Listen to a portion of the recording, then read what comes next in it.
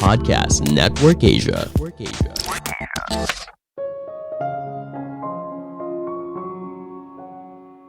Trauma bisa terjadi bagi siapa saja. Bisa terjadi pada kamu, saya, dan bahkan kepada orang di sekitar. Halo semuanya, nama saya Michael. Selamat datang di podcast saya, Sikutu Buku.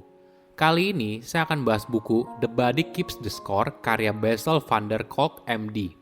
Sebelum kita mulai, buat kalian yang mau support podcast ini agar terus berkarya, caranya gampang banget. Kalian cukup klik follow. Dukungan kalian membantu banget supaya kita bisa rutin posting dan bersama-sama belajar di podcast ini. Buku ini membahas bagaimana tubuh dan pikiran bisa bersatu untuk mengobati kita dari kejadian yang traumatis.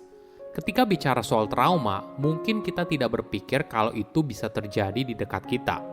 Mungkin saja hanya terjadi pada seseorang yang mengalami kondisi yang ekstrim, misalnya pulang dari perang, menjadi korban bencana alam, dan sebagainya. Namun siapa saja bisa mengalami trauma. Trauma bisa terjadi pada teman kita, keluarga kita, tetangga kita, dan sebagainya. Mungkin yang tidak kita sadari yaitu trauma masa kecil. Misalnya kamu berada di keluarga yang suka bersikap kasar, atau ketika kecil kamu cenderung tidak diperhatikan karena orang tua sibuk bekerja. Hal ini ternyata bisa membentuk seseorang ketika dewasa. Mungkin saja kamu jadi sulit mengontrol emosi atau tidak percaya diri ketika berada di masyarakat. Saya merangkumnya menjadi 3 hal penting dari buku ini. Pertama, trauma bisa dialami siapa saja. Di awal karirnya, penulis bekerja di klinik yang berisi para tentara yang baru kembali dari Perang Vietnam. Para veteran datang dalam kondisi yang tidak biasa. Mereka mengalami flashback atau kilas balik, kondisi di mana muncul memori yang mengerikan saat perang. Sebagai contoh, seorang veteran bercerita saat dirinya sedang menjaga anaknya yang masih bayi lalu menangis. Suara tangisan bayi tersebut langsung membangkitkan memorinya saat perang, yaitu gambar dan suara bayi yang dimutilasi dan terbakar ketika di Perang Vietnam. Para veteran juga kesulitan untuk mengontrol emosinya, sehingga banyak bolong di dinding klinik. Untuk menghindari rasa sakit dan malu akibat perang, mereka melarikan diri ke narkoba dan minuman beralkohol. Terakhir, emosi mereka seakan tertutup. Mereka kesulitan merasakan cinta dan hubungan dengan orang yang dicintai. Apa yang dialami oleh para veteran itu sulit dipahami. Karena pada tahun 1970-an, kata PTSD atau gangguan stres pasca trauma itu belum muncul. Jadi para veteran biasanya hanya didiagnosa dengan depresi atau gangguan yang lain. Barulah di tahun 1980-an, diagnosis PTSD menjadi resmi sehingga para pasien bisa mendapatkan pengobatan yang tepat. Selain itu, dana riset untuk mengobati gangguan stres pasca trauma juga meningkat. Jadi para dokter bisa memahami pasiennya dengan lebih baik. Seiring perjalanan karir, penulis menemukan hal lain. Trauma bisa terjadi kepada siapa saja. Bukan hanya oleh tentara yang baru kembali dalam medan perang, tapi trauma bisa terjadi pada teman kita, keluarga kita, tetangga kita, dan sebagainya. Jika bicara soal trauma, mungkin kita pikir hal ini terjadi dalam situasi ekstrim seperti pemerkosaan, pelecehan seksual, kekerasan, bencana alam, dan sebagainya. Ini boleh dibilang dalam kategori trauma yang berat. Tapi kalau dilihat secara statistik, trauma berat itu ternyata cukup sering terjadi. Riset dari Center for Disease Control atau dikenal sebagai CDC menemukan kalau 1 dari 5 warga Amerika pernah mengalami pelecehan seksual saat kecil. 1 dari 4 warga Amerika pernah mengalami kekerasan saat kecil oleh orang tuanya. 1 dari 8 warga Amerika pernah melihat ibunya dipukul dan sebagainya. Ini merupakan angka yang mengagetkan. Trauma masa kecil ibaratnya merupakan wabah yang tidak terdeteksi. Bahkan bagi anak-anak yang tidak mengalami kejadian tersebut, anak-anak itu mungkin saja mengalami perilaku kasar dari orang tuanya, sehingga ketika dewasa, mereka kemungkinan besar mengalami emosi yang tidak stabil. Mungkin kamu tidak sadar karena sudah terbiasa dalam kondisi tersebut. Namun tubuh kamu merekam semuanya dengan baik. Tubuh kamu selalu berada dalam kondisi waspada yang tinggi, bersiap untuk menghadapi perilaku kasar yang mungkin muncul, dan sebagainya. Trauma yang terjadi masa kecil bukan hanya soal fisik. Coba kamu ingat saat kecil, apakah kamu pernah merasa tidak diperhatikan atau dipermalukan? Jika iya, hal ini bisa saja membuat seseorang mengalami kurangnya rasa percaya diri ketika dewasa. Mereka merasa kesulitan ketika harus membela diri mereka di masyarakat. Hal yang berbeda terjadi apabila anak kecil tersebut tumbuh dalam keluarga yang suka melakukan perilaku kasar. Ketika dewasa, orang tersebut mungkin membawa kemarahan yang seringkali suka meledak-ledak.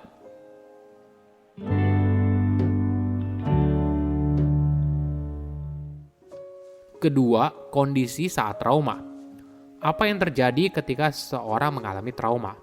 Banyak studi menemukan kalau trauma mampu membuat perubahan yang nyata di dalam otak. Di otak kita ada bagian yang dinamakan amigdala. Di sana terdapat alarm yang mengaktifkan respon melawan atau lari. Alarm ini berfungsi untuk menjaga kita agar selamat dari bahaya. Namun ketika seseorang mengalami trauma, alarm ini menjadi sangat sensitif. Hanya sedikit tanda saja membuat otak kita langsung bereaksi kalau kita berada dalam bahaya. Dalam jangka panjang, kondisi ini membuat tubuh menjadi stres dan berdampak pada berbagai masalah kesehatan di masa depan. Bagi orang yang mengalami trauma, mereka juga seringkali mengalami kilas balik. Jadi otak mereka mengulangi lagi kejadian yang traumatik di masa lalu dan membuat diri mereka seolah-olah berada dalam peristiwa tersebut. Sebagai contoh, beberapa mantan prajurit yang telah kembali dari medan perang mengalami stres yang tinggi saat mendengar kembang api, karena suara itu membawa mereka pada suara senjata saat di medan perang. Orang yang mengalami trauma juga merasakan kehilangan perasaan semangat dalam menjalani hidup, motivasi, dan tujuan. Penulis menceritakan kisah seorang pengacara yang sukses. Walaupun karirnya bagus, pria tersebut tidak menikmatinya. Dia seringkali berpura-pura merasa senang ketika memenangkan sebuah kasus. Namun ketika kalah, dia merasa kalau hal tersebut sudah diprediksi dan pasrah sebelum kejadian. Pria itu merasa penuh energi saat dirinya merancang strategi untuk memenangkan sebuah kasus, bahkan jika harus bekerja hingga larut malam. Namun setelah kasusnya selesai, entah menang atau kalah, dia kehilangan energi dan juga tujuan. Kisah ini menggambarkan pengalaman umum yang dialami para penyintas trauma. Mereka hanya merasa hidup sepenuhnya ketika benar-benar terserap dalam sebuah kegiatan dan membiarkan diri mereka lari dari kenyataan.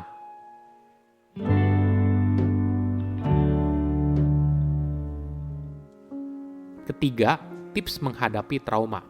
Penulis menjelaskan beberapa pengobatan yang mungkin saja membantu seseorang dalam menghadapi trauma. Namun perlu digarisbawahi, apa yang saya sampaikan bukan rekomendasi medis. Jadi apabila kamu butuh bantuan, segera hubungi profesional agar kamu bisa mendapatkan penanganan yang tepat. Kejadian yang traumatis bisa memiliki efek negatif jangka panjang. Ketika memori itu muncul, tekanan darah seseorang bisa meningkat dan menonaktifkan area otak di bagian rasional. Banyak kejadian tersebut terjadi di masa kecil dan berlangsung sejak lama. Penulis menjelaskan soal terapi EMDR, Eye Movement Desensitization and Reprocessing, yang merupakan salah satu teknik psikoterapi untuk mengatasi sebuah trauma. Jadi tenaga profesional duduk di depan pasien dan meminta mereka untuk mengingat trauma yang dialami. Kemudian, tenaga profesional tersebut menggerakkan tangannya dari satu sisi ke sisi lain di depan mata pasien. Jika pasien merasa tertekan, tenaga profesional dapat mengarahkan mereka untuk bernafas atau memperhatikan apa yang terjadi. Terapi ini mungkin kelihatannya sangat sederhana, namun ternyata cukup efektif karena membantu pasien memahami kalau kejadian traumatis itu terjadi di masa lalu, bukan mengancam keselamatan mereka saat ini. Tadi di awal sempat dibahas, kalau apapun yang terjadi dalam pikiran, tubuh kita merekamnya dengan baik. Oleh karena itu, di fase pemulihan, fokusnya tidak hanya pada pikiran, tapi juga pada tubuh pasien karena saling berhubungan satu sama lain. Kejadian yang traumatis bukan hanya terjadi di dalam pikiran, tapi otak juga mengirim sinyal ke dalam tubuh. Sebagai contoh, seorang anak yang mengalami kekerasan seksual mungkin merasa panik ketika dipeluk oleh orang yang dicintainya.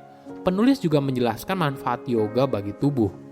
Dia bercerita tentang seorang pasien bernama Annie yang mengalami pelecehan seksual dan menderita PTSD.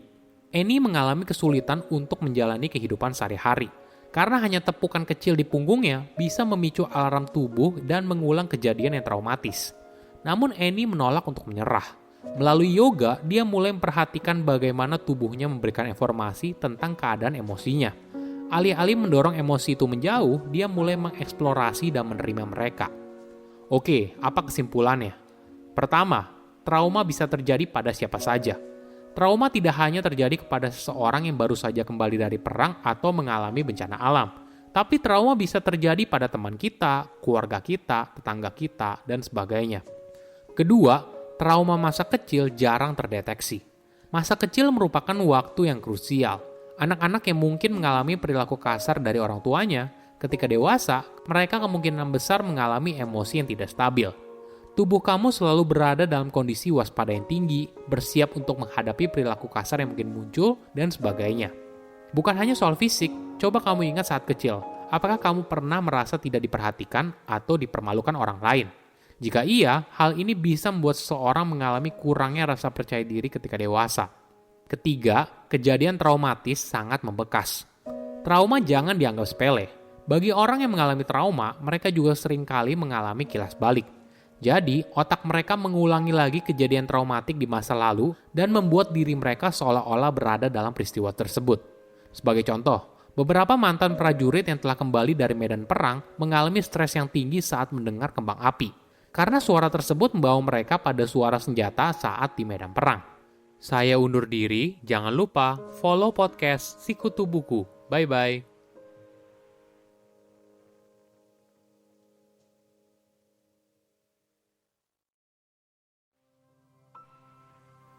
Pandangan dan opini yang disampaikan oleh kreator podcast, host, dan tamu tidak mencerminkan kebijakan resmi dan bagian dari podcast Network Asia. Setiap konten yang disampaikan mereka di dalam podcast adalah opini mereka sendiri dan tidak bermaksud untuk merugikan agama, grup etnik, perkumpulan, organisasi, perusahaan, perorangan, atau siapapun dan apapun.